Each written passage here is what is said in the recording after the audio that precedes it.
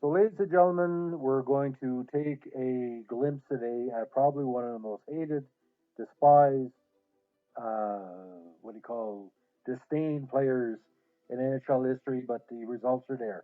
We're going to talk about four-time Stanley Cup winner, the Pest, who could make Sean Avery look like a virgin in a prison rodeo in certain games.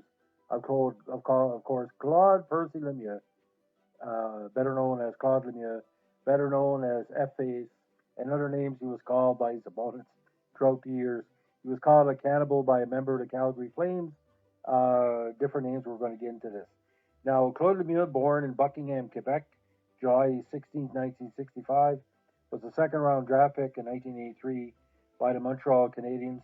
26 overall, deceptively rugged. He was 6'1", 215 pounds, a very, very potent right winger. Now, he played with the Canadiens for from '83 to 1990, now winning a Stanley Cup with them in '86 and helping the team make the finals in '89. But '89, he made several mental mistakes in the finals that really cost him against Calgary. Where in '86, he was a big part of the squad. Now, he first came to prominence with Richelieu of the QM AAA, the Quebec Midget League, getting 72 points in 48 games. By the next year, with Three Rivers of the Q, he had 66 points in 62 games.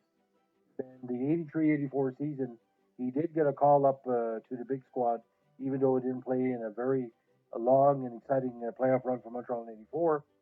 He played with the Voyageurs in the playoffs, but he moved to Montreal after some games with Verdun, which led to 86 points in 51 games, including a great playoff run with 20 points in nine playoff games.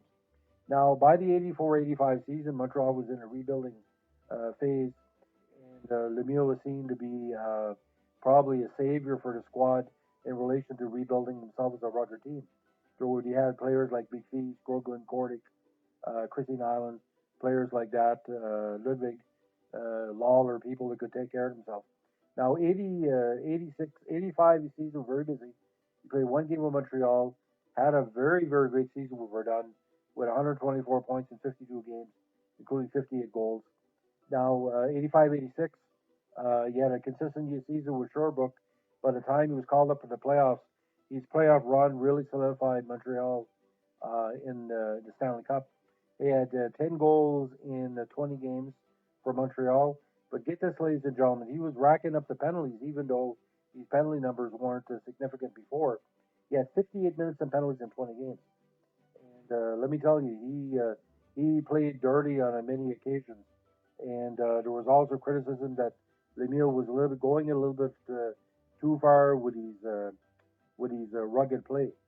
Now, a lot of people considered him a money player, and I'll tell you why. When he later went on to win the cups with New Jersey, cups with Colorado, he won a Conn Smythe as well as playoff MVP. Um, Seems like the postseason gave him like an extra incentive to be that pest that he wanted. We all remember the overtime game goal against Hartford in Game 7, where he was grinding it out in the corner. He came out, put it past Louis. I don't think Montreal would have won the Stanley Cup in '86 without him and Patrick Roy. He was the Patrick Roy on ice, as Patrick Roy basically intimidated the opponents. Now, get this, ladies and gentlemen. He played in 18 postseason series, but 18 playoff years. He only missed the 2001 playoffs while with the Phoenix Coyotes. Now, he played 234 playoff games, which is four all time in the NHL. Now, on three occasions, he scored more goals during the playoffs than he did in the regular season, including 86 with Montreal, 95 with New Jersey, and 97 with Colorado. He retired with 80 career playoff goals, ninth all time in the NHL, what puts him up there with Maurice Richard and all the veteran Montreal Canadiens and Toronto Maple Leaf Stars of the back day. Now, again, despite his playoff success, Lemieux had a reputation as one of the league's most hated and dirtiest players. There was a poll done on TSN calling the top 10 most hated NHL players of all time. He did rank second behind only Sean Avery. Now, Sean Avery was verbally and mentally and physically disgusting. And it all really, not say started, but it was magnified during a playoff game against Colorado when he allegedly tried to bite the finger off of the very strong player Jim Poplinski. And Poplinski was known to say in published reports, "I didn't know they allowed cannibalism in the NHL." Well, Lemieux said many times to the French media he would do anything to win. Now his dirty play was solidified in '86, where he basically almost killed Chris Draper with a heavy check, where he checked him in the boards. Draper, who is a very Bob Gainey style player, not really considered anything but a good defensive player. He suffered a concussion, broken jaw, broken nose, and broken cheekbone. Um, all which led to Draper to have reconstructive surgery in his face and having his jaw wired shut for almost 2 months. Now, this incident generally believed to have sparked a bitter rivalry between the two teams, and unhappy with his actions, the NHL suspended him for 2 games, despite outcry from some fans who felt that Lemieux deserved a harsher penalty. He should have got 15 games. Now, but Dino Ciccarelli pretty well said it best. I said, I can't believe I shook this guy's freaking hand after the game. That pisses me right off. But Ciccarelli was no angel, but Claude Lemieux, he would do anything to win. Now, a lot of people believe that the tension between Colorado and Detroit motivated Detroit to seek out the Stanley Cups or the Stanley Cup level that you wouldn't have had it without somebody like Claude Lemieux motivating them on. Now, there was an infamous brawl between the Red Wings and Avalanche when Wings forward Darren McCarthy engaged Lemieux shortly after a fight started by Peter Forsberg, who was fighting with Igor Larionov. Now, Lemieux, we all saw he turtled on the ice and was badly beaten before the officials could remove McCarthy from him, who was assessed a double minor for roughing. Several fights erupted around the two as both teams, including the goalies, went at it.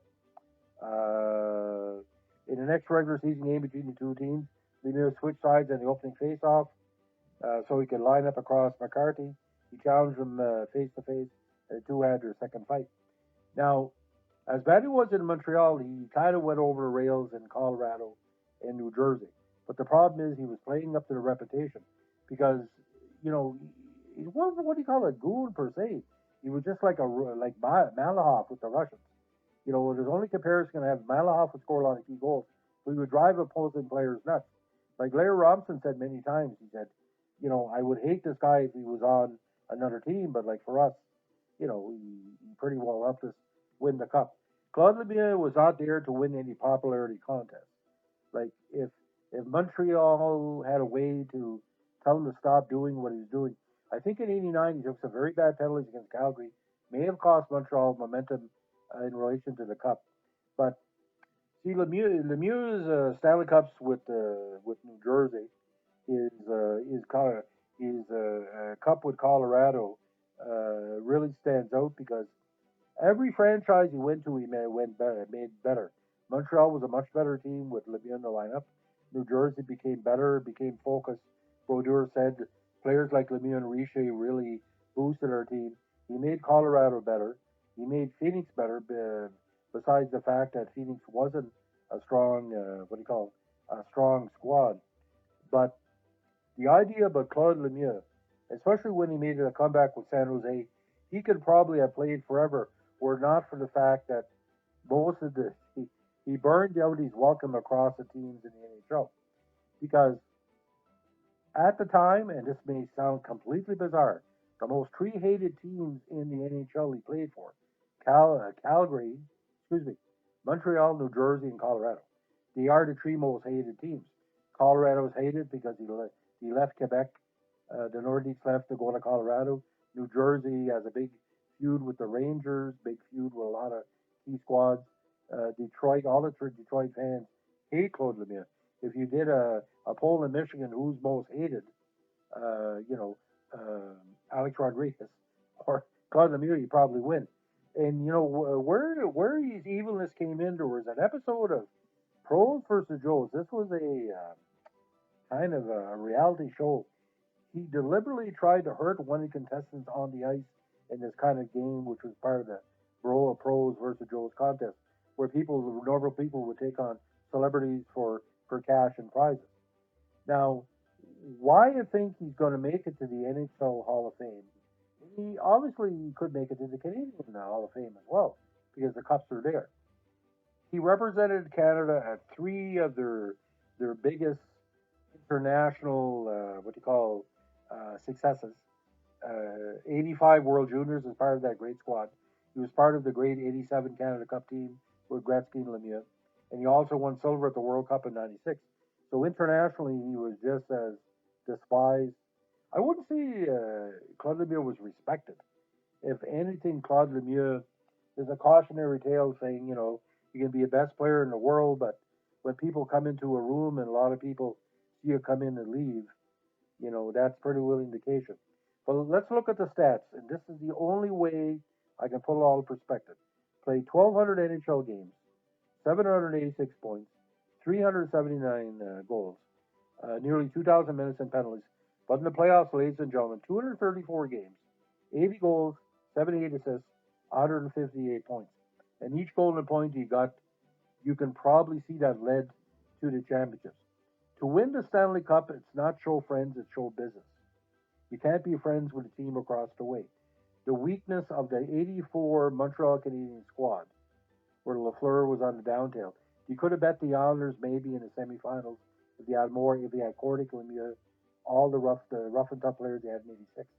To go into the Rangers rink, to go into Calgary, to go into Hartford, and to go into Boston that year, all tough series. Claude basically took the dirt on himself. 89, Calgary was a better team, having Gilmore, but he could have won if Lemieux would have held more in check, because that was the difference. Gilmore, as a ship disturber, outplayed Lemieux in that series. The New Jersey ones, it was a balanced team. Colorado had a strong squad. You look at the Raymond Bourque years and Joe Sakic, Patrick Waugh. But if the story of the NHL has to be written about the '80s and the '90s, you have to do a chapter on Claude Lemieux, because a player like Claude Lemieux is much more needed than a lot of people are talking about. You see it less and less now because the skilled players are dominating the NHL, but it's pretty boring. When Claude Lemieux was skating, he was a scorer and a shit disturber at the same time.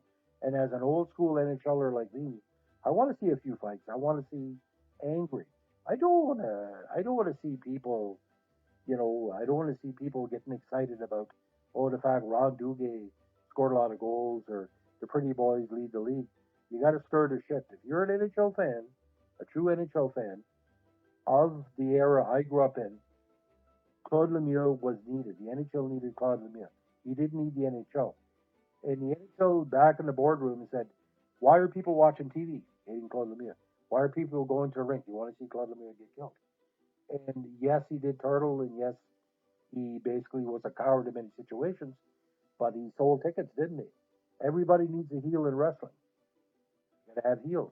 And he treated hockey like Sean Avery. He did a lot of things off the ice. He disrespected women. He disrespected his teammates. He was totally mentally bizarre.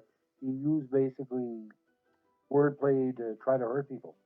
Claude Lemieux basically didn't respect his opponents because that's just the way he was. And you can't fault him in that. A boxer is not going to go into a ring and lay down. He basically is the closest thing you're going to see to the mentality of a Conor McGregor, the mentality of, not say a Duran, but somebody that basically say, if you want this belt, come and take it off me. And listen, he's got the belts to prove it. 4 Stanley Cups and a Connie Smythe. Even if he never makes it to the Hall of Fame, still, he's, we're still talking about him, are we? He's retired over a decade, and we're still talking about him. So if you have a chance, go on YouTube. You're seeing a lot of the big Claude Lemieux goals, especially Game 7, probably one of the biggest goals in NHL history, Montreal Canadiens history.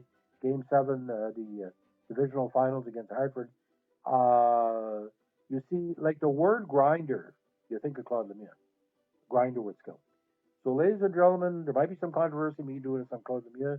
Yeah, if you have a comment or subscribe or like, please let me know. If you don't like Claude Lemieux, let me know. I want to see your comments because I'm too close to the subject because I've covered this bugger on and off for 30 years plus, and I hated him for losing the cup in '89.